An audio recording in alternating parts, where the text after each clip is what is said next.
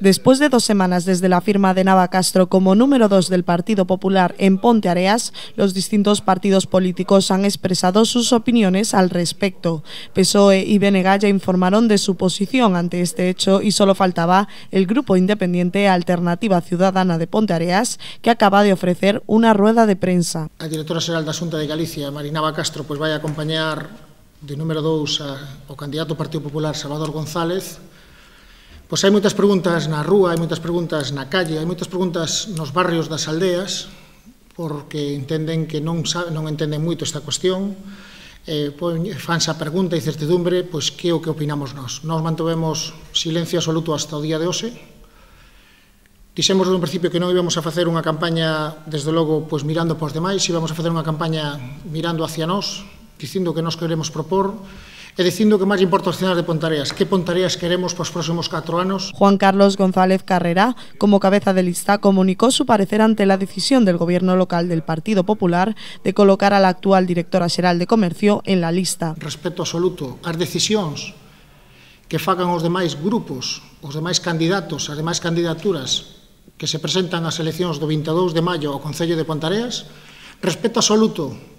pero sempre ese respeto absoluto, desde logo, guardando a nosa distancia e guardando a nosa autonomía, que é o que máis nos importa e desde logo nos preocupa, e queremos deixar claro hoxe de que o que fagan os demais, alá eles. Eu só me fago unha pregunta que me imagino que se farán todos os cidadanos de Ponteareas. Moi mal lle deben dar os números, moi mal lle deben dar as encuestas ao Partido Popular para ter que vir a respaldar por unha persoa que en este caso está en un cargo da Xunta. Creo que esa pregunta fase todos os cidadáns, que o candidato do Partido Popular en Ponteareas chamase Salvador González Solla. Si teñen que reforzalo a estas alturas con esta novo fichaxe, pois cal será o próximo fichaxe, porque a mellor ainda teñen algún máis guardado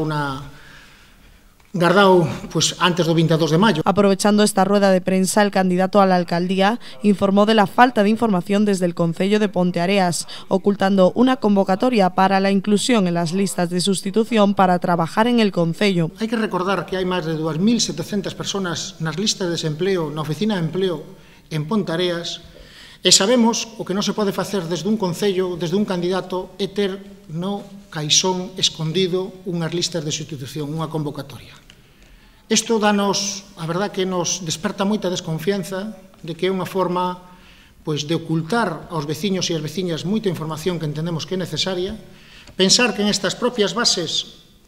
hai máis de 30 plazas que podes anotarse calquer veciño e veciña de Ponteareas, e o que sí, desde logo, eu non recordo nos anos que levo de concelleiro en este concello, jamás que non se hubiera dado publicidade a estas bases de institución. Incluso el Partido Independiente de Ponteareas va más allá, acusando al gobierno de no informar a los vecinos de las parroquias de la revisión de tractores. Nos enteramos de uns veciños que veñen a Ponteareas e preguntan, por exemplo, dunha parroquia e volven a preguntar cando ven a revisión das ITVs dos tractores, recordar que esa xestión a fixen eu como concelleiro de tráfico no seu momento e recordar que esa inspección viu un martes pasado,